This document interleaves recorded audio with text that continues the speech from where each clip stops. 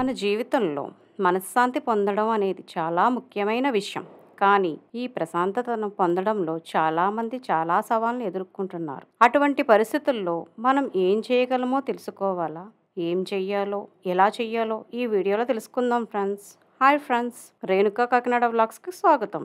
మీరు మా ఛానల్లో కొత్తవారైతే సబ్స్క్రైబ్ చేయడం మర్చిపోకండి మరియు నోటిఫికేషన్ బెల్ని ఆన్ చేయడం మర్చిపోకండి. ఈ వ్లాగ్స్ మీకు మిస్ కాకుండా ఉండేందుకు మీ ఫ్రెండ్స్కి షేర్ చేయండి. ప్రస్తుతం మనం మానసిక ప్రశాంతత గురించి మాట్లాడుకుందాం. మీరు జీవితంలో మానసిక ప్రశాంతత కావాలంటే కొన్ని ముఖ్యమైన విషయాలు పాటించాలి. సంతోషం కనుగొనడం. మీరు చిన్న చిన్న విషయాల్లో కూడా సంతోషాన్ని కనుగొనవచ్చు. Doing what you love like spending time with nature or people will bring happiness. ధైర్యంతో కష్టాలను ఎదుర్కొనడం. మనం జీవితంలో కష్టాలు రావడం సహజం, కానీ వాటిని ధైర్యంగా ఎదుర్కొనడం మన మనశ్శాంతి అనుకూలం. నేను ఎవరితో పోల్చినా ఎక్కువ బాధపడుతున్నాను అని ఆలోచించరాదు. బదులు వారి కష్టం నా కష్టంతో పోలిస్తే చాలా పెద్దది అని ఆలోచించండి.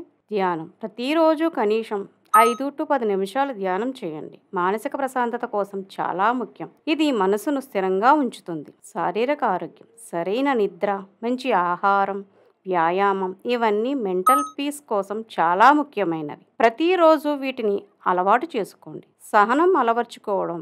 గతంలో చేసిన తప్పులపై self forgiveness and forgiving others helps in achieving peace of mind. ప్రకృతిలో సమయం గడపడం.